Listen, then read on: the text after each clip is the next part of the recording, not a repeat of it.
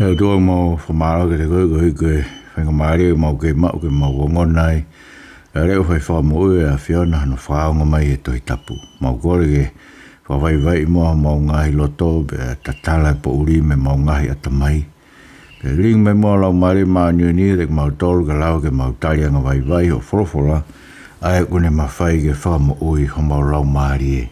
E si so Christ alo ko mo fa mo ui. Amen. Ko ke o fanga benga I ta fatap to be fa faket pe me falen. Da mo ma palo ke fa ka te to programa fa wiki goin me lotu to hitapu. Pe ko te dal grei mo lotu ma fana mo fia. Ki mo tolo do be ho me kai nga to fa felonga ki e to ngai programa ko ni. O amnak pe o to koni ke te mo tolo ia no whahino hino me ke tau tui ki ai. Me ke tau mo ui aki. Me he tohi tapu ko e wholofola ia a tau atua. Pepe mo e whakawhiot maa whana te mo tolu. Whola mo taeo ke lotu. Ia ngai mea ko mo ongo i ho mo nofu ngai whitu. Mo euke ke whawhanga ni regi mo tolu ai. E wholofola ai atua. E whaingalot koe tonga tapu. He whakau lo pet palo I ono ap nofu a ngape. I he halasuni a kawekai koro motua. Ko e mautolu heni whika taha woua, Waterloo Road, I Green Acre, taimi tolu e asapate. Pea e ngataika ko e whaingalotu ko I Anaheina, whailot baptaiso ko Anaheina, I Honolulu, e taimi tolu e asapate, whakau tua pasi, to e tu. Ko ia, ko ropono mai to I Hepelu, pea toa maini ke to I Hepelu, ko e wahe tahataha. O whange tau toka ngai ki mauinga o e tui. Se karea tui, mauinga pia kai unau whatala no ke tui o hange tuia hafo I mea peia o kutu ata pe I ateia. Ka kuikai ke pehe. Ko e tui, ko e rea ngā ue ia. Ko no ai e taha ko e whalala. He ka wale tau pe, ko e ha e tui. Ko e tui ko e mātua ki whalala ka kato. Ki e ngahi palo mesi ko tau pe ai o tua I ene wholofola. Ko e tui ia. E na tula e tui o ku hanga ki he toko taha. Tau tui o rabe, tau aho rabe o ku ke tui. Ke awe un bongi ku ke tui, ku mo ui ho ka, ku heka ki ho ka, o ku ke tui awe ko ho ka, mo poto he whakauri, ki hoi ke whare ngā ue, ku ke tui kai holo whare ngā ue, lo tonga ngā ue ai, o ku ke tui tau e nofolirei peho mai mo ki whana, o tau ngā ue ke tui, he aho tau, pako he belu vai tahataha, o ku tala noa ki he tui ki he otua.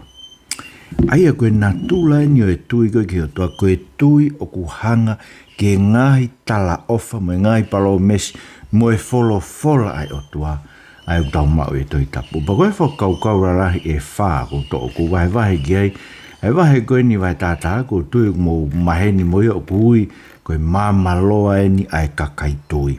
Koe kakai, na e whakao ngongo re rei ki nau tolu, he whanonga ai otua he tohi tapu, mo ki nau tolu, koe hui koe nau tui. Koe vesu laki ki ono, ko whakao ingoa be e au, koe tui o ku rawai ke te whakahou I fua ki he otua. Whanau peka raudo he pelu vai tātaha, pa koe vesu laki ki ono, pe koe ni aeanga o tui.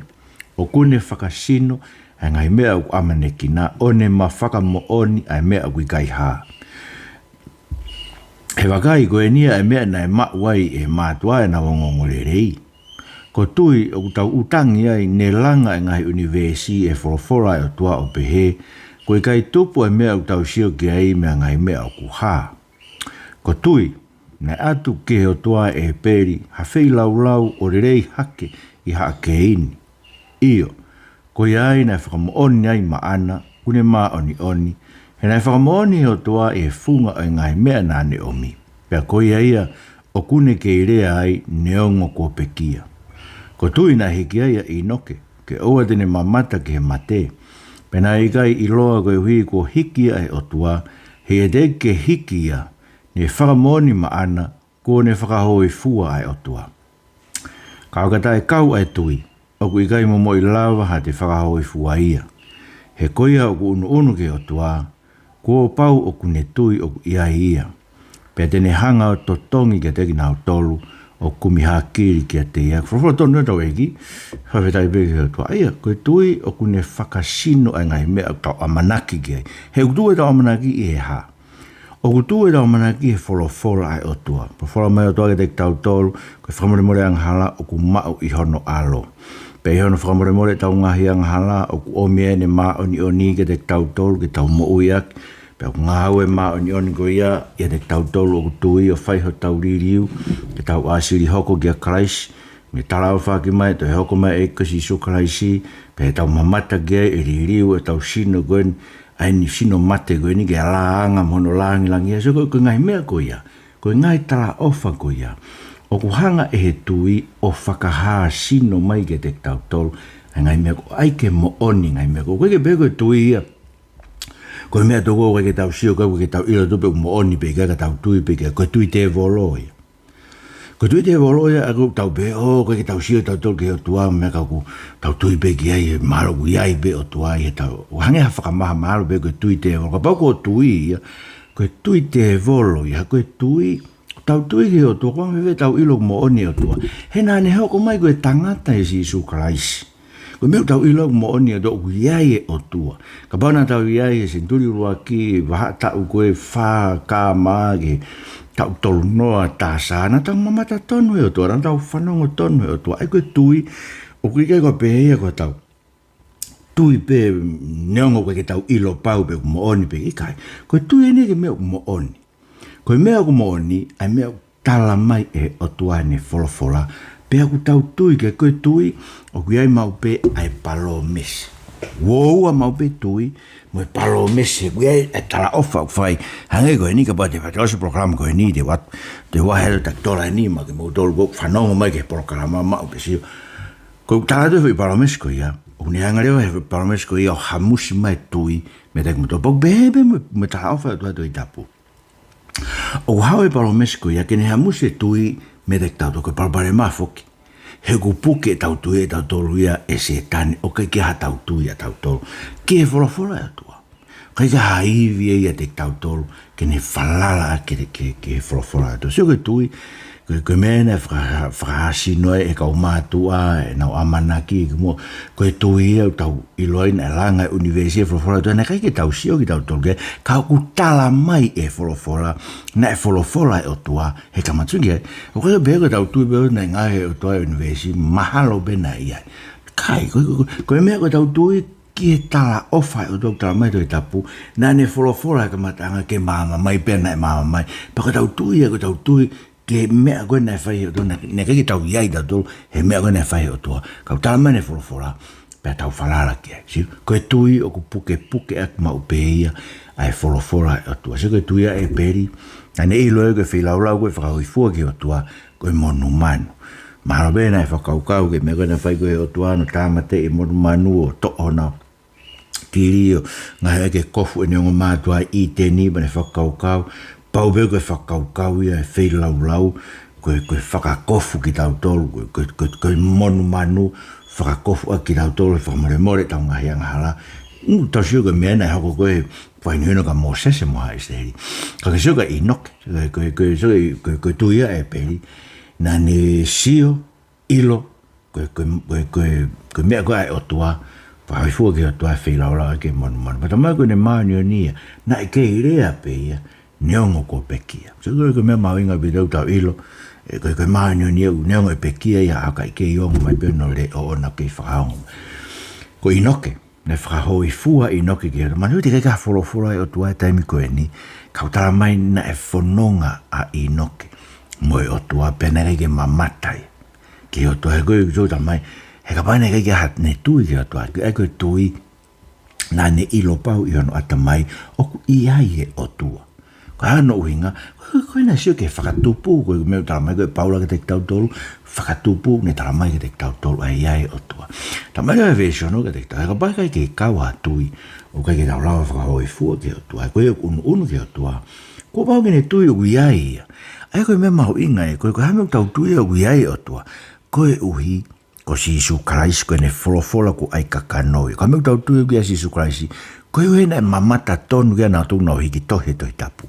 Paka sio koe wenga au kono mooni, e tataki mau be tau tui ke ngai tala ofai o tua mo whaino hino koe ke te tau tolu o whai he wholofola ho tau o tua. Koe me eu tau tui ki ai, ai koe wenga he ui ai, ai folofola ai o tua ni hanga tala ke te tau tolu ai mea koe o ku tau tui ki ai o no whatever ko tui kai ngata be o tau lawa whakawai fua ke o tua ka ko tui o ku tau haao ai ki tau tō ke whanua whakalangi ai o koe ke tau nofo tau tōle mama koe ni o fia maari e peka o tau kumi tau tōle o tau ilo koe ko tau api nofo ma uen whanau ko lau be ves fitu ke taha ono ko tuina ngawe anoa e no walokia ke mea ku te ki haa mai.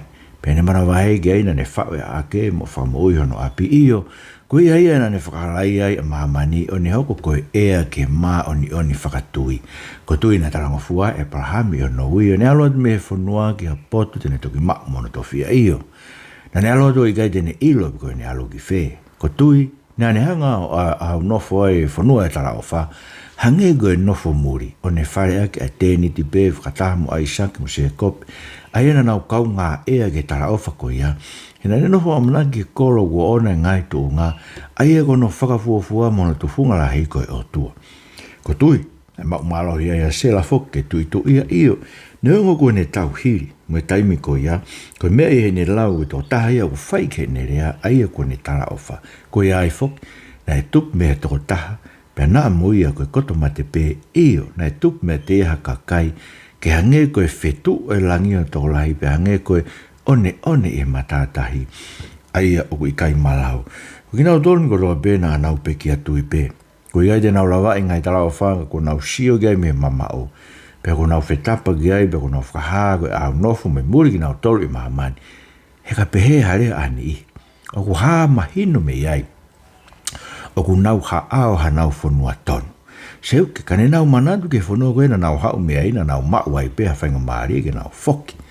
Ka i hono anga koe ni, koe whanua re rei hake u nau hori ki ai, ko hono i ngā koe whanua whakalangi. Ko ia, o i kai maa i nau tolu e o tua, ke hu ia koho nau o tua, he nane teu mo nau tolu hakolo, whawha tonu tau e ki, whitai wiki o tua, e koe sike mauinga tui, langa e no ai langa e fu waka. Langa veo tua ke tene whaka auha. Langa e waka e whaka auha mamani. Tu ia ke wholofola e o tua. Pane langa e fu waka. Pane whahao whiano ki whami. Mahu inga. Ahoni, koe tui ko lotu whakawhamiri. Koe waka ia koe aake te tau whahao whiako e tau whanau me tu tāmaki o heri. Sio ke mapu e oro e tupu i loto nuku arauwha e pōwhara i te au ke hua hingi o pe ko whe mātua. Mahino be ka pau koe mātua au nau mohe pe koe mātua. Koe ke nau tue lawa pure pe ku takaha alu e ongo mātua ai o whae no loto. Moe te holo e mapu e holo e whanau. Koe sio koe mea teni lawa malu i o tau whanuani. Koe loto whamiri. Koe te awe ko whanau ke ki iufu alu e o more no taimia e ako exin song. Koe ke hane aonga ta ke mo ui whakalau maari ao o tamasi pe ko tahini. Tuku ia pia pake lau e toi tapu pake mou talanoa ai pa mou lotu ai. Sike talangofua e prahame. Na e tuu io alu meo no whanua ai. Talanga meo tua kia ia e whanua. Teke ne ilo pe ko whe whanua. Ka koe koe wholofola koe o tua. Ma teke meo tau tānoa. Koe tui e kuhanga ke wholofola e o tua o ne pehe. Koe mo o ni e. Koe mea e ton ke u whalala ki ai. Ai wholofola tau o tua. Hanga pe ke wholofola e tua. Tuu ia alu gari aka o no whanua. Mono kakai, mo ne tamai, mono api. Alu ia betala mai vezi va alu nofo au nofo be fo no tala ofa nofo be e te niti be oi mo ai sakim se ko ma tene ke anga ko nga fonua e ta ma ana ko nga fonua be na ne mauna ne fakatau me kau e kai go e fonua ko wi ke tu wa ma ki pila ke hoko ia ko mala e ke tanua ia mo sela mo se kope ke mauinga ko oi tui. Ne mate peo te keke mamata kana is alu ia.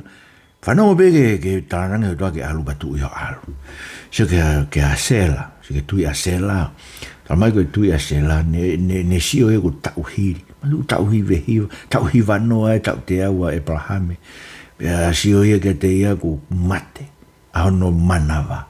Kanane falala koe toko taha koe o kulea. Ai otua. Ko tō rāko whai ne tala, une lava ke whai ai mea koe ne tala ofa aki mai. Pesikai, ne tupu ai ia te ia, ai toko lai whau. Eia, koe mea mau inga e tau whalala ke tala ofa e o tua.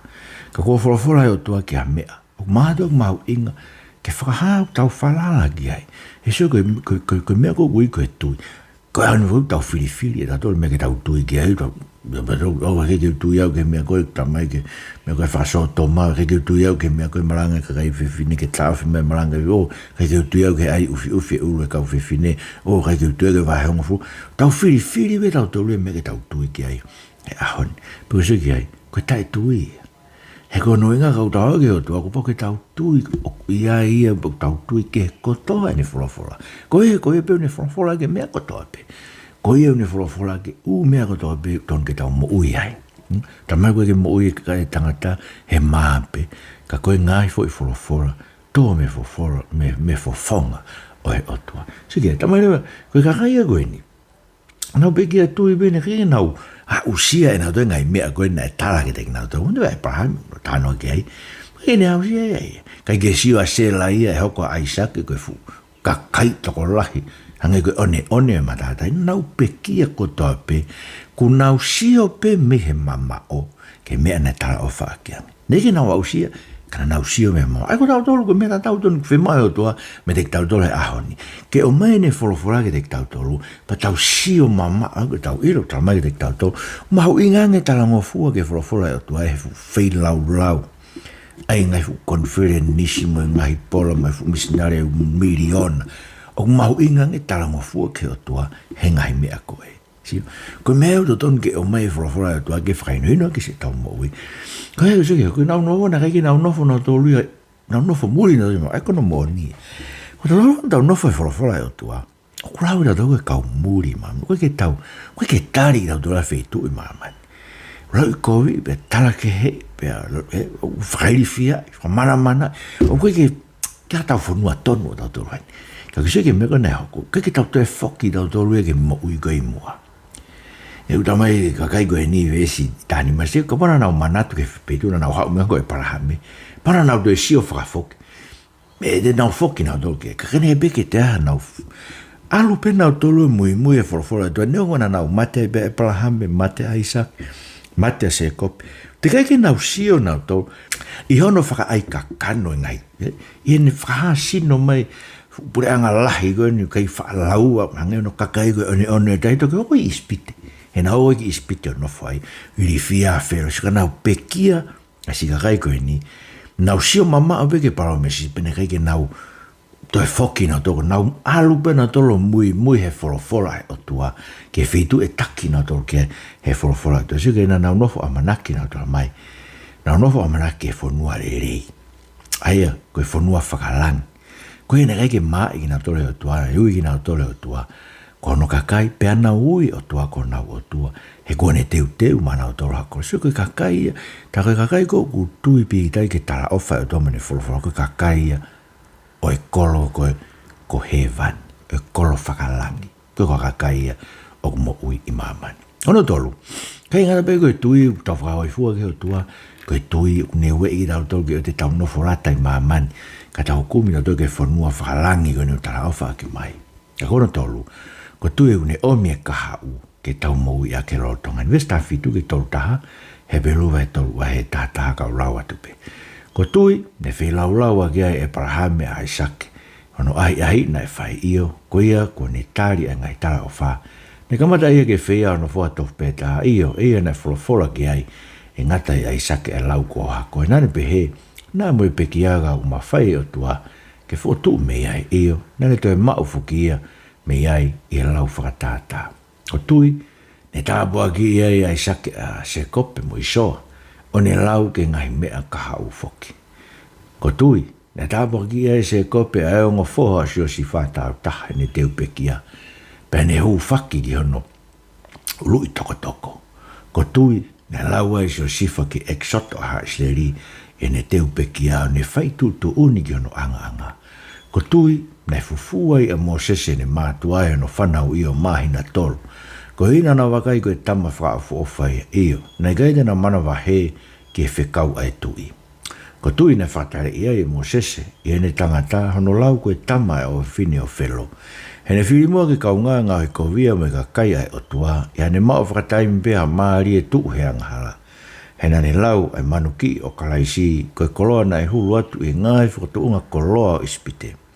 Hena ne sio whakamamau atu ki he totongi. Ko tui na ne riaki ai a ispite o i gaite ne mana wahe ke tupita maki ai tui. Hena ne ki taki e ne sio ke tui tai hamai.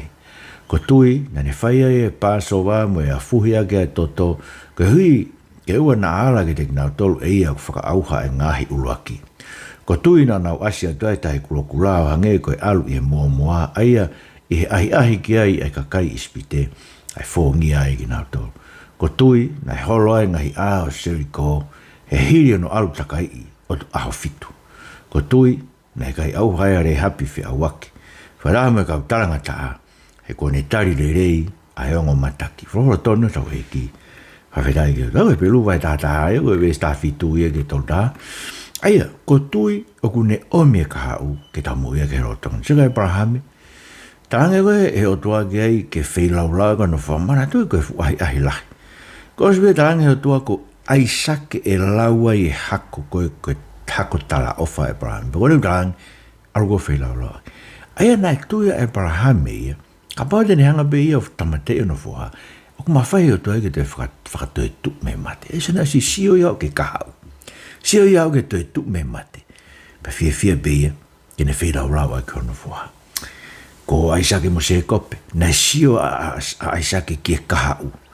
O ne ilo, ko se kope mo nu ia, ko isoa, e nofo tau whihia, ki hono toko ua koe ko se kope, pa ne whai e tāpua ki ma se kope. Sio ke kahau, o omia ke lortongani.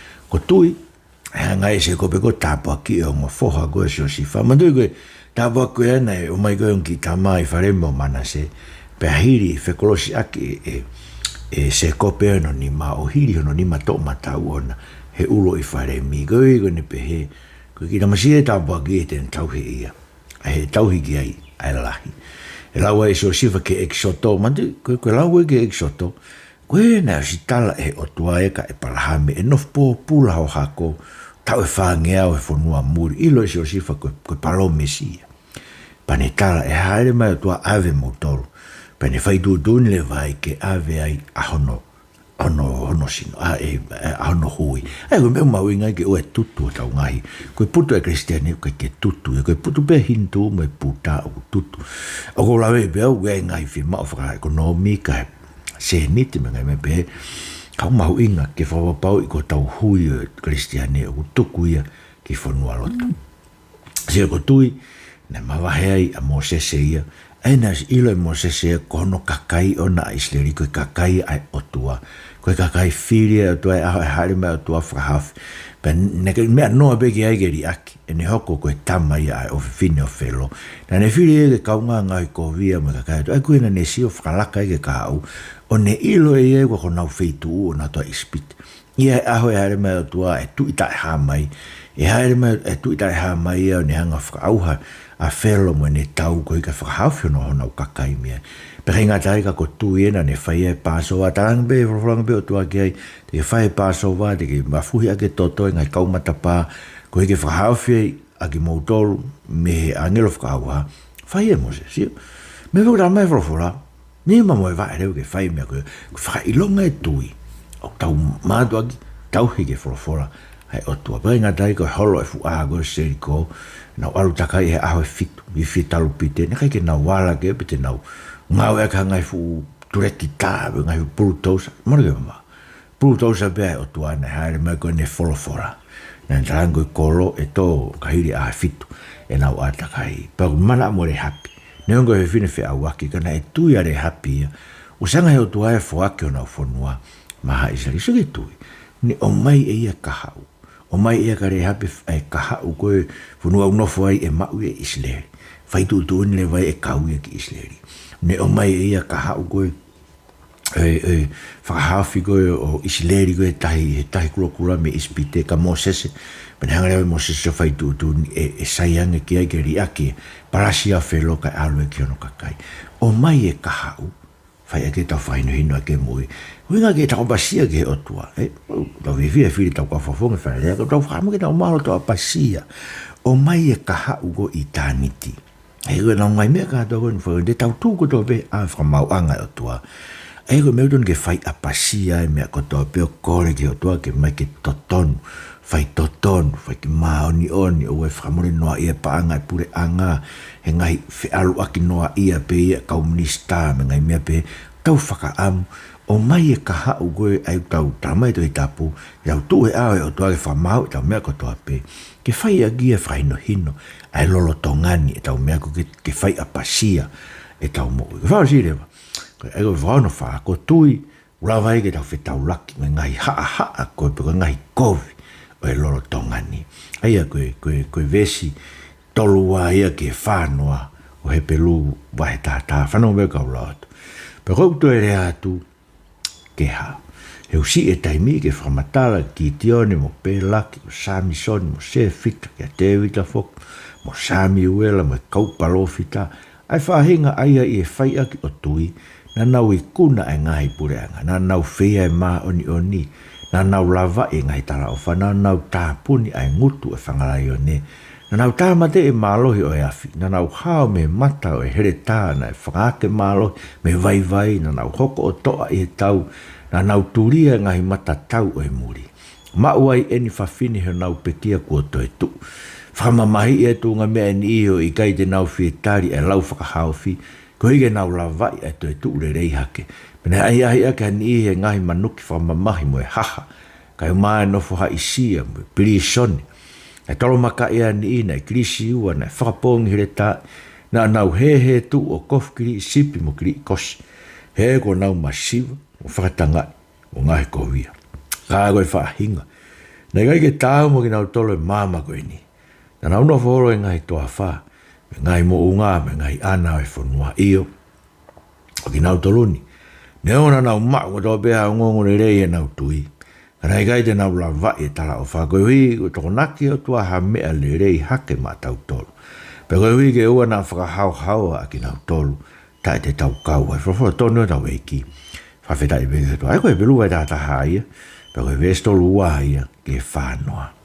Ko tui tau la vai ke whetau laki me ngai haa loro tongani. Kono moni he ulahi ngai whainga taai a loro tongani. Ai koe meu whalau ke a sami soni, manduia a kitione e whekau ke alo tau i kau mitiani o pēlaki sami soni ko se fita kau toa koe ni na nau whoronga halo i mua na nau lawa whehanga hangai mai ngai whainga tā keke na whaia ke tui nau i kuna e te vita ngai pure a ngā whia e mā oni lawa i e ngai tala o wha tāpunia e tānia la ngutu whangalai o ne Tamate e malohi o e afi e se tareki me sake mo apeteni ko hao me mata o here tā e kau palo fita koe nei whakawhi koe kua ngā koe o ilaisia whakake malohi me vai ma duia ilaisia na no hoko o toa i he tau kau kakai e o tua kau ri vai koe na nau toa he tau nau turia ngai mata tau e muri Madu, nau lava e tui, nau whehanga hangai, me ngai whainga taa koe, ai ko whenga ngai, au ke mate. Tara mai, nai ni ihia. Ke nai whamamai nau tō roi vestoni ma, kai nau tō e tari nau tō e whakahawhi, ko hi, nau whamnau tō ke tō e tuu, ke nau lava e tō e tuu. Ia ni ina manu ki whamamai, pia haha, ango paula, haisia, pia nofpiri soni, paula mo sailosi, tolo maka e ni i mantia seti ven ko ni na krisi ua au pe ko parofita ko aisea whakapongi here tā e ni i kau parofita ni he mantu ina nau he tu kof kiri i sipi mo kiri i kosi ko nau masiva whakatanga i mo ngahe kovia ko sige na nau lava e nau tolu na keke nau kau me mama ko eko tala mai e Hepelu ko tau tolu kene kakai tau tu e whorofora e o tua kai ke tau whehi ai mama koe, uhenga whehi ai mama koe ni te tau tolu. Heu koe ke tau tolu me mama, koe mama e nia o whe unga mo ki tau tolu. Tau no whoro pia toi ngai toa whawe mo unga me ana e whonua iyo. Nau mau ko toa pia tau toi o ngongo re rei e whakatama ni i koe ni. Kane kai ke nau sio nau tolu ke ngai tala ofa koe ni, na tala o tau tolu ia, bes whanoa. Tōna ke o toi mea re rei hake ma tau sio tau toka Jesu Christ. Tau ilo to ke frofola o tua ko ai kakano. Tau ilo to ko kakato e Sisu Christ. Whakakakato ko isleria Sisu Christ.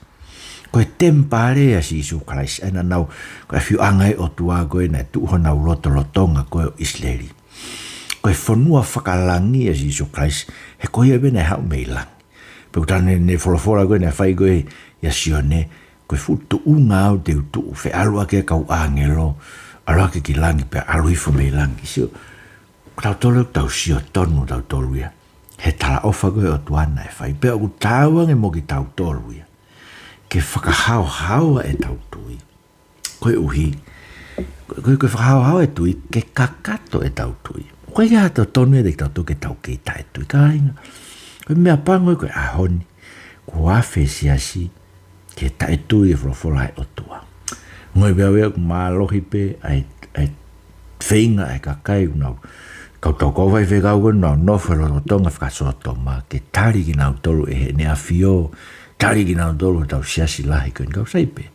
Whamalo pe ke ngai siasi tonga. Ngai siasi tonga nau kei puke tu. Ai ngai te fto i mea koe na tau kamata ake lotu whakaristiane me toi tapu.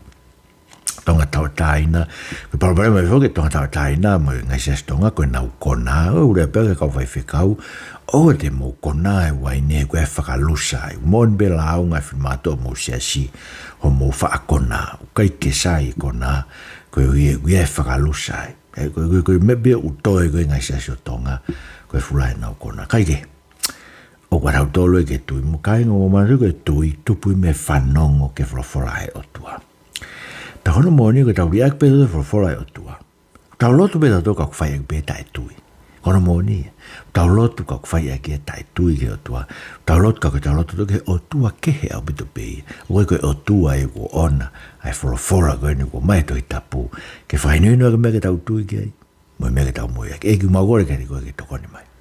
Ai vai o maulo toga o fora ke mau mado aki tui ke o fora.